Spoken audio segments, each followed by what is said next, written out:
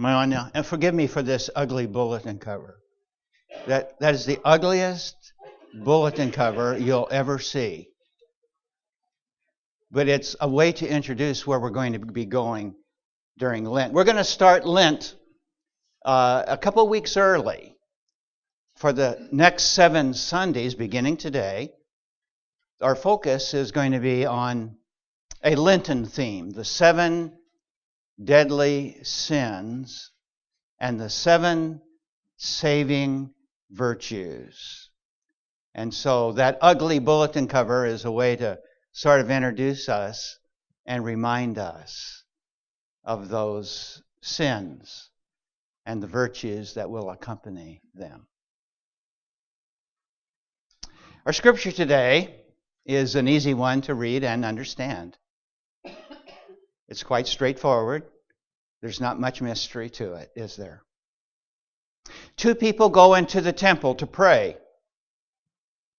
One prays like this: God, I thank you that I am not like other people. And the other one prays like this: God, be merciful. Have mercy on me. Now, it's not very difficult. You don't have to be in the top of your high school class to understand which one of these prayers is a prayer of pride and which one of these prayers is a prayer of humility.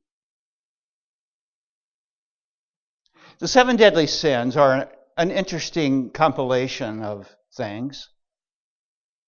They're not new. They've been around for a long, long time. Actually, the 7 deadly sins go back to the 3rd century. You know, with all of the changes in the world and all of the changes of the church, you would think that in some point, in all these hundreds and hundreds of years, that these things would be forgotten. But they haven't been. They have continued to be a source of guidance and instruction for the church for a long, long time. Donald Capps, who was a professor of psychology and pastoral theology at Princeton Seminary a few years ago, wrote an amazing book about the 7 deadly sins and the 7 saving virtues that is a classic in my library. And just a couple years ago, Harvard Press published a book on the 7 deadly sins by a writer who lives in Tel Aviv. I didn't know that Harvard still believed in sin. I was so amazed. Harvard Press, the 7 deadly sins. Sin, of course, is a word that we use in a very specific way, isn't it? It has a very special meaning to us who are people of faith. If you're not a person of faith, it doesn't mean anything to you. The 7 deadly sins are actually what you strive for if you're a person who's not of faith. But if you are a person of faith, the 7 deadly sins are amazing instruction. And we know that sin is a focus of our lives because sin is such a destructive force.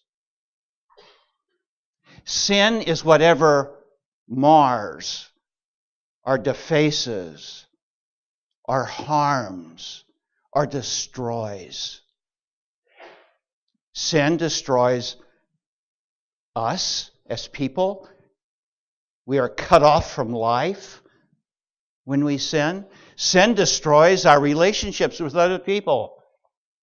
Sin makes us go separate ways rather than come together. It separates. It causes all kinds of strife and division. And sin, of course, is turning our back on God, walking away. Sin, in all of its forms, is what destroys, damages, and harms human life in all of its ways. When I was a pastor in Rochester, New York, we had a young woman who came back from college and graduate school and came back home to live for a few years there with her parents while she was getting her career and life started. Her name was Martha. And Martha was one of these people you just like being around. She always had this smile. Wherever Martha went, when she would walk into a room, it was like someone turned on the lights. She had this sparkling personality. She was just such a lovely, lovely young woman. And she came to my office for some reason one day or evening, I can't remember which, and we had a conversation about something. I can't remember what it was about. But I do remember that we got up and Martha was ready to leave, and she said to me, she said, "Tom, I do want you to know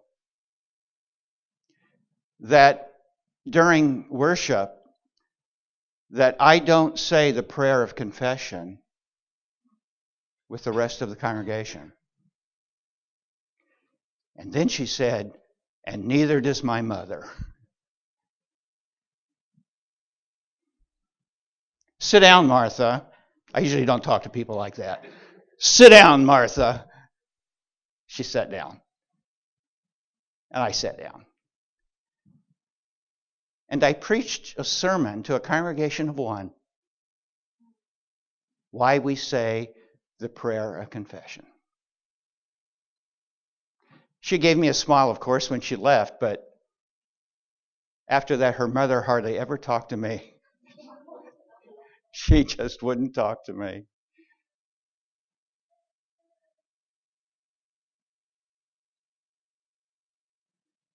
Pride is the first of the sins. These 7, by the way, the other 6, and pride is the first. They're not all of the sins. What they are is something of a trunk of a tree. Think of them as the trunk of a tree, these 7 deadly sins. And from the trunk, many branches, of course, grow. But if you looked at all of the branches and talked about all of the various sins that are possible, they really come back down to these 7, which somewhat overlap and intertwine. These are the basic disorientation pieces of our lives that will destroy human life, human community, human relationships. Pride is introduced early in the Bible, isn't it? We have the first parents, we have Adam and Eve in the garden. And we know that there came a moment when a voice spoke to Eve. And the voice said, "Come on. Take. Eat it. Go on. Come on, take it." And then the voice said, "You will be like God." You want to be like God, don't you? Come on. Come on. You will be like God. And we know that Eve took. And then everything changed. When she took, she was no longer thinking about the fact that God had placed her in a beautiful garden and given all of these blessings of life to her. She wasn't thinking at all about that. She wasn't thinking about the fact that she had a perfect relationship with God, walked in the cool of the day and was in fellowship and harmony and relationship with her and with Adam. She wasn't thinking at all about that. The only thing that she was thinking about at the moment when she took was herself.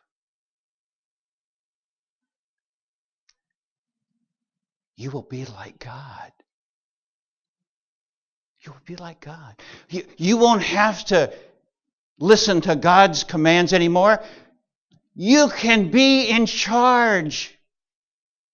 You can be in charge of your life. You can decide where you want to go. You can decide what you want to be. You can decide how the garden ought to look, which you make. You can be in charge of your life.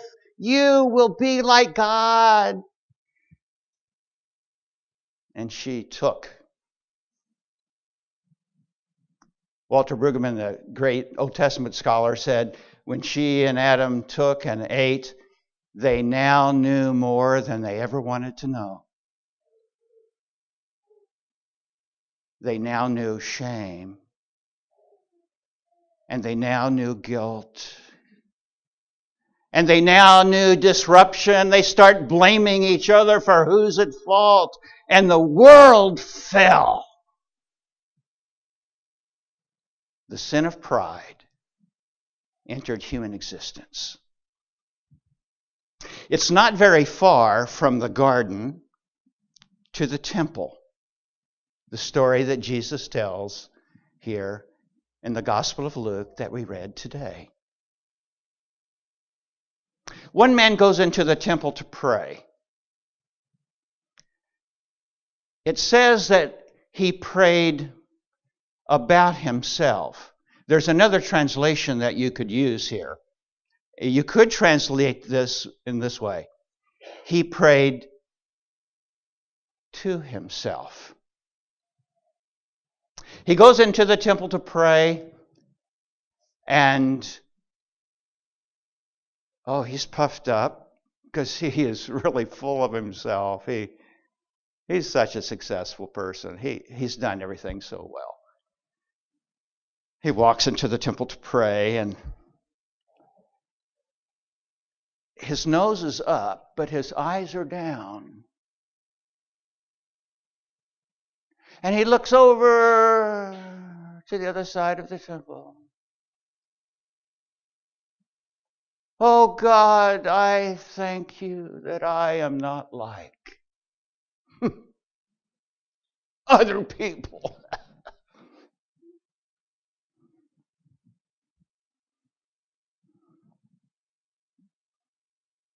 You can be like God. Well, that's exactly what he wanted to do. That's exactly what he wanted to be. He wanted to be like God. He wanted to be in charge of his whole life, and he was so good at it. He was so full of himself, and he was able to be on his high horse wherever he went. He wanted to feel and know that he was superior to other kinds of people.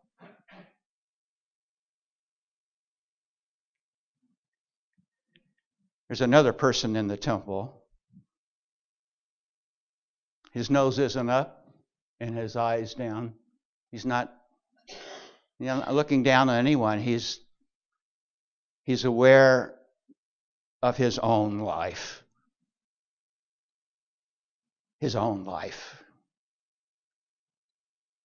And he gives one of the most beautiful, simple, meaningful prayers ever spoken. God, have mercy on me, a sinner.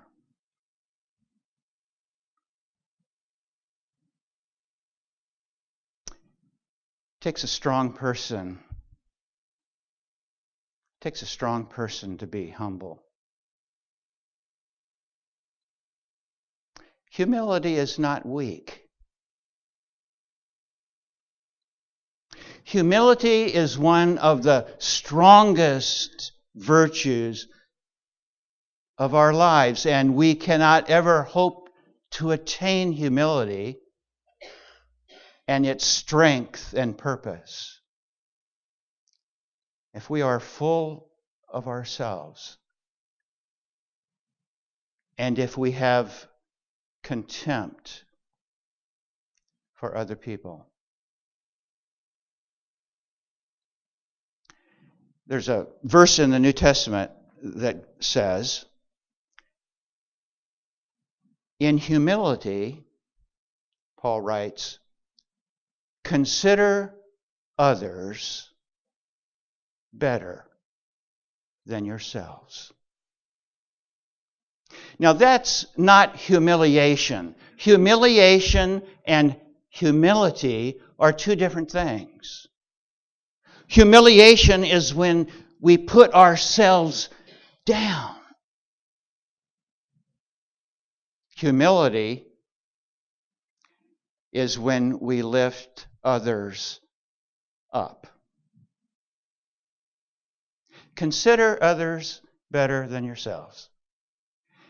You know, in some ways, this is the easiest command that we could ever hear God tell us to do.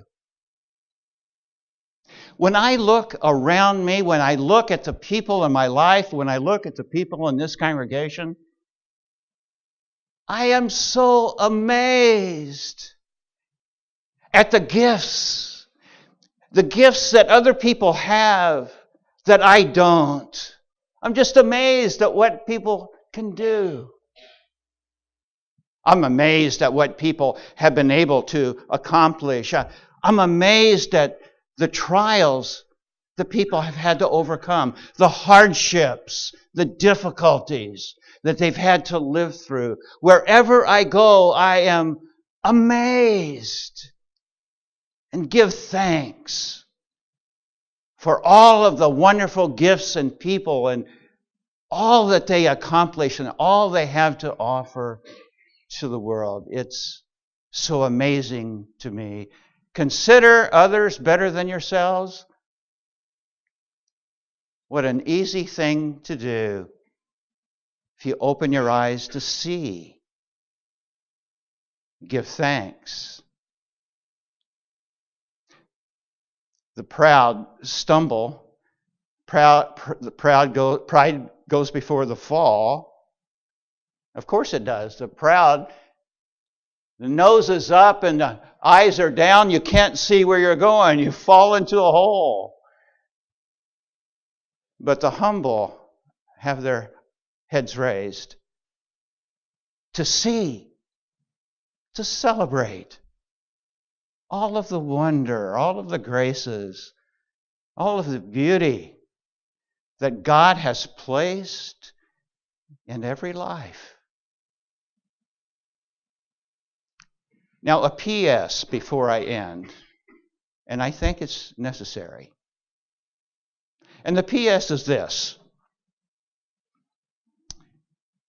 Humble people have to put up with shabby behavior a lot of the time as well. This is a world that's not easy to live in, is it?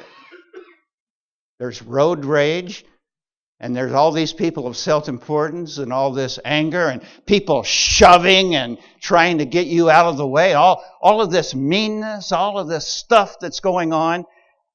And the temptation is to return with spades.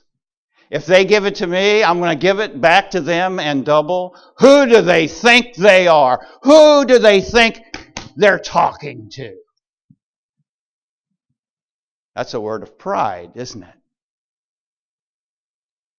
The Bible says, do not repay anyone evil for evil. Oh, you have to be strong. You have to be strong to live like that. Humility is not weakness. Humility is one of the strongest virtues of our lives. And the only way that we could ever achieve that would be that we are full of God, full of the Spirit, or else why even try? Blessed are the poor in spirit. The first beatitude, the poor in spirit, the humble. Blessed. They are the richest people on earth. Thanks be to God.